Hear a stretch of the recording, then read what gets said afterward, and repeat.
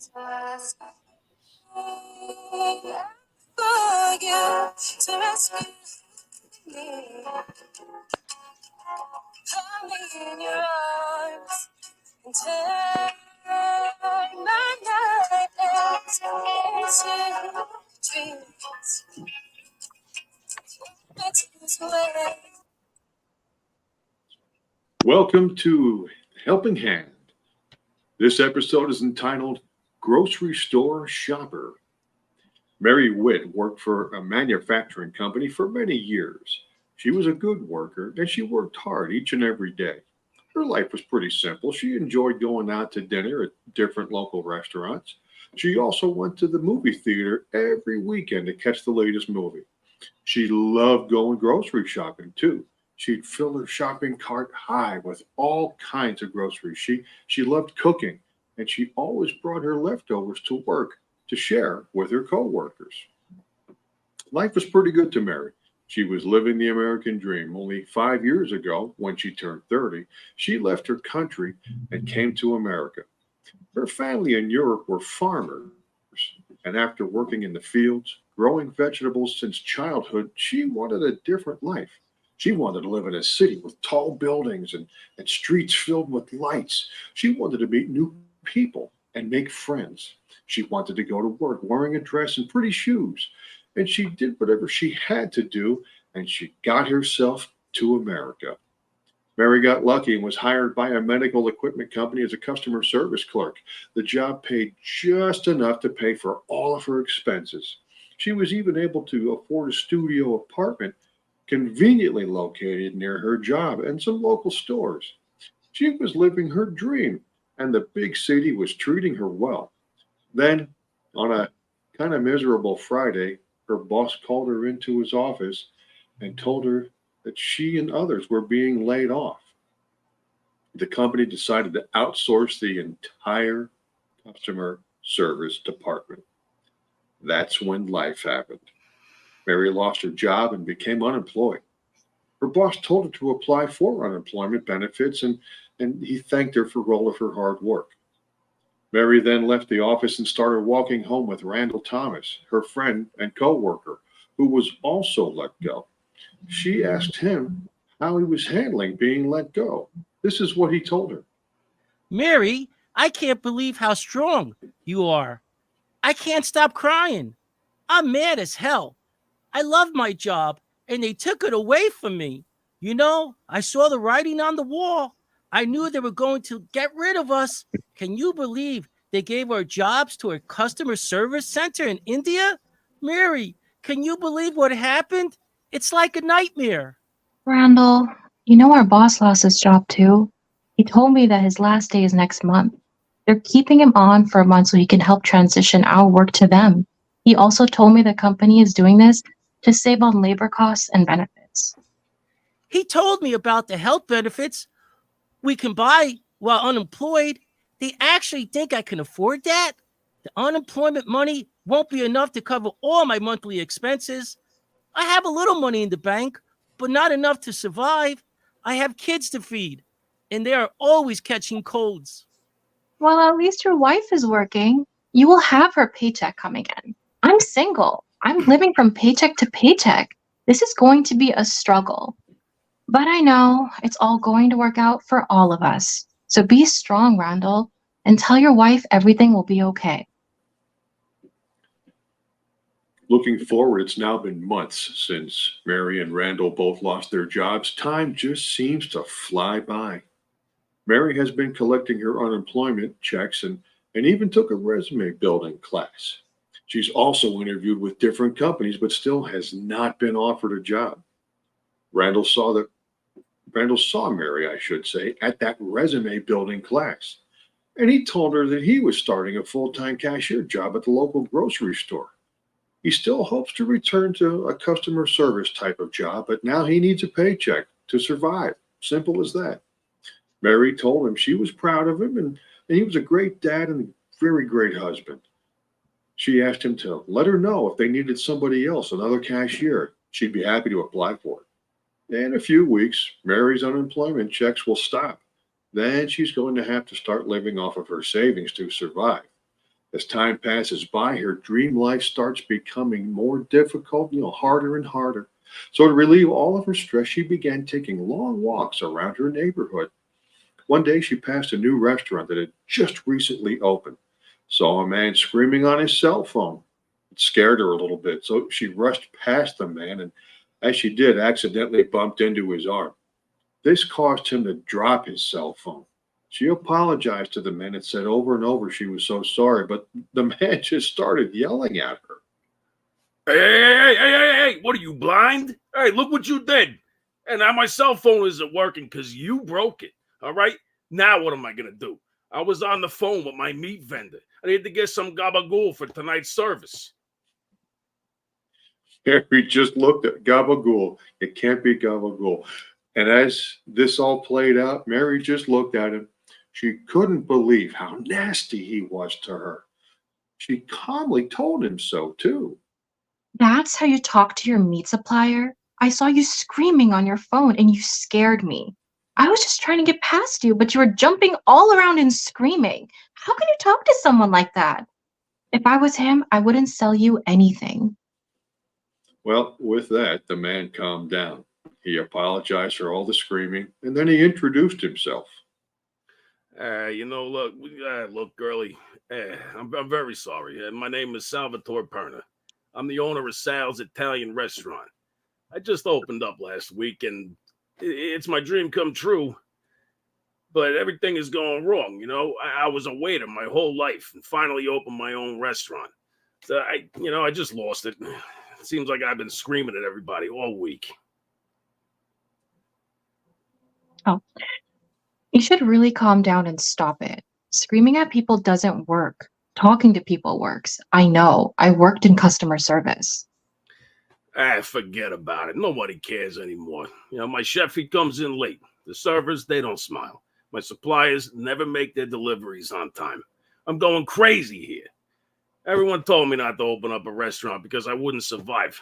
But instead of keeping my savings in the bank, I'm screaming at you and everyone else. Running a restaurant is a lot tougher than I ever imagined. I could lose everything if it doesn't work out. And at my age, what do I got left? This was your dream. You worked so hard to get here. I don't know you, but you seem like a good-hearted person. The only thing I can say is to stay focused and remember why you wanted your own restaurant, and always treat people with respect. Everyone is only working for a paycheck and trying to survive, just like you.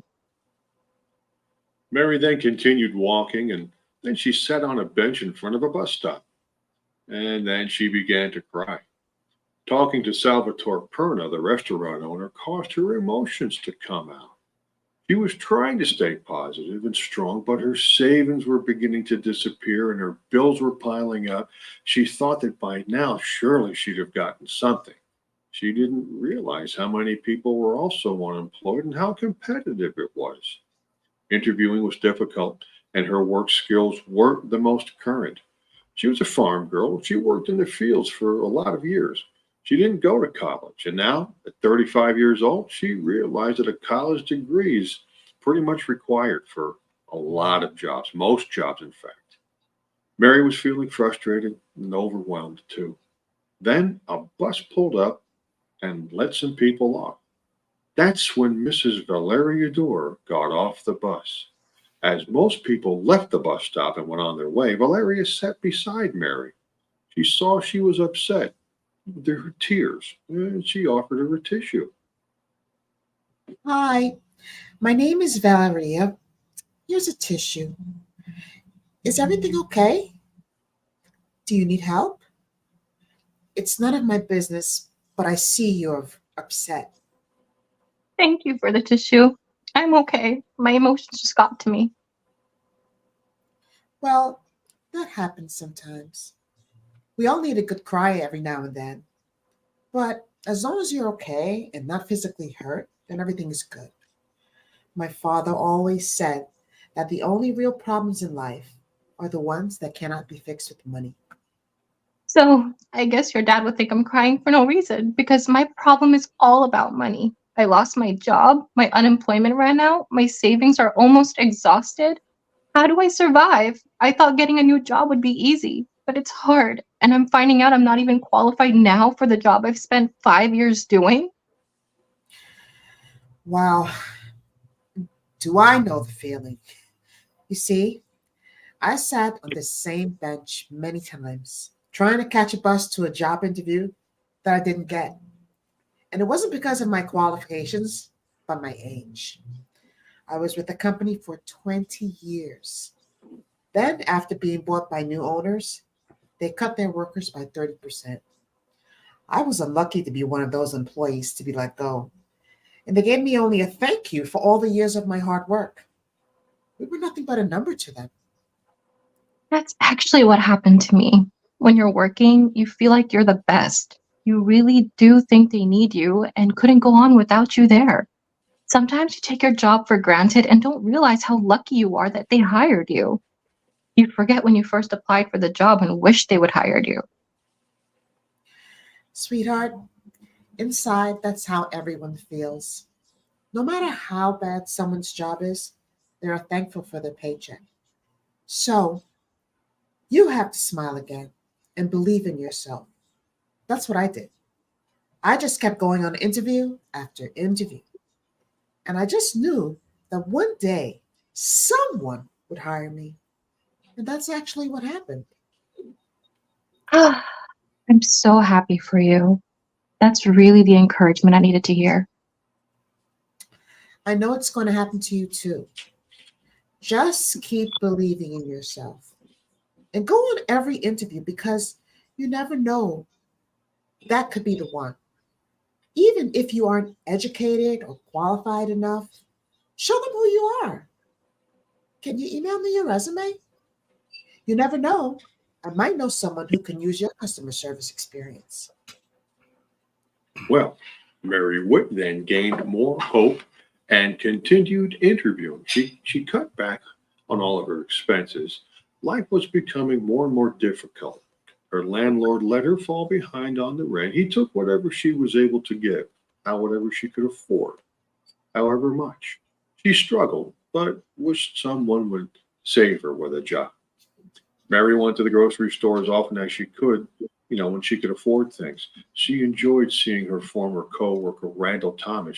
She'd always check out in his line. But on this one particular visit, Randall noticed what Mary was buying. Hi, Mary. I was hoping to see you. How's everything going? Any luck in finding work? Can you believe I've been here already for a few months and just started getting health benefits? That's great, Randall. I'm happy for you. I'm still looking, but I've had no luck yet. Mary, I see you like soup. That's good because the soups are on sale this week. And look, you picked up all the dented cans. Wait, I will have someone get you the good cans. These dented cans go into the clearance section. I know, Randall. That's where I got them. My savings are mostly gone, so I have to cut corners. And the soup is going to taste the same. Who cares about the cans? Mary, wait, don't leave. I see my manager walking around. I know he mentioned they're about to start looking to hire another cashier. Stay right here. I'm going to get him. His name is John Lance. Randall then calls his manager over, and Mr. John Lance introduces himself to Mary. Randall then tells John that Mary's looking for a cashier job too. John walks up to Mary and begins to talk with her. Hi, Mary. I'm John Lance. So I just heard you might be interested in the cashier job. Have you been grocery shopping in this store for a long time? Yes, for about 5 years. I live in the neighborhood and I love the produce section. All your produce is so fresh. That's wonderful. I take pride in our produce section. That's where I started my career here in our produce section. I worked up from stocking the produce shelves to the produce manager and now the store manager. That's a real accomplishment. Have you been working here for a long time? Well, I'm going on 20 years, but like they say, if you love what you do, well, then it's not work. I see it like this. The grocery store makes this community where would people get their groceries if they weren't here? You're right. I only shop here. I wouldn't know where else to go. Well, Mary, if you're interested, I'll go get a cashier application for you to fill out. I can already tell you have excellent communication skills and are part of our community. So once I get the approval from corporate to hire a new cashier, I'll contact you. By the way, I'm super duper that you like our fresh produce aisle. Thank you, John. That's great. I'll be waiting for your call. And just to let you know, I'm a farm girl. I've been farming fresh vegetables since I was a kid. I only came to this big city 5 years ago. Oh, wow. So the fact that you like our fresh produce means even more to me. Can you believe that we have a farm girl shopping in our store? And who would know fresh vegetables better than you? Finally, Mary had some hope of getting a job. Yes, may not have been the corporate job she was interviewing for, but it would be a paycheck and it would come with future health benefits. Oof, good. Whenever her cell phone rang, she was hoping it was John Lance. But then the weeks passed and the call never came. Just didn't.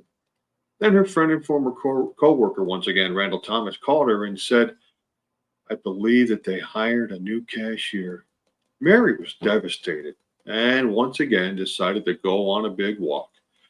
She went and she sat on that same bench where that wonderful woman, Valeria Dorr, gave her encouragement.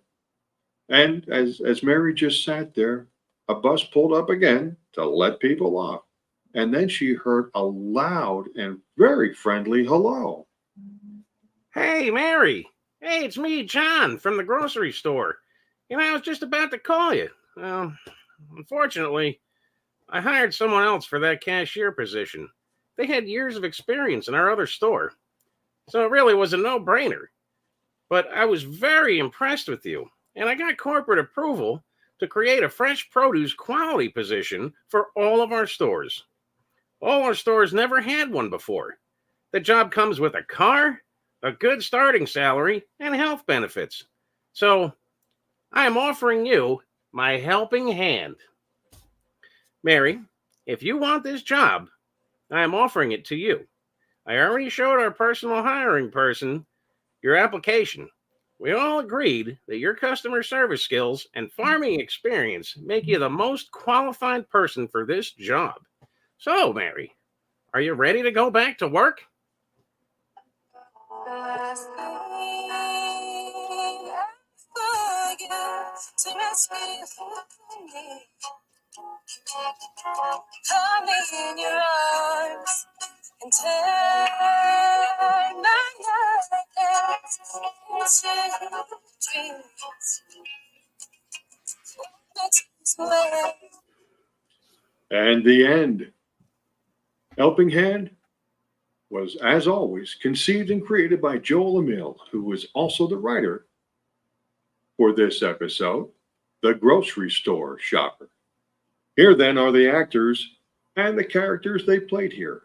Ryan Evans played Salvatore Perna. John Plunkett, he played John Lance. Selma Siddiqui played Mary Witt. Shani Lee Purcell played Valeria Dorr. Joel Emil, he played Randall Thomas. Big thanks to HamiltonRadio.net's Gino Piero, our recording engineer, and well, me, yeah, I'm your host and narrator, John Thielon. Folks, keep the faith.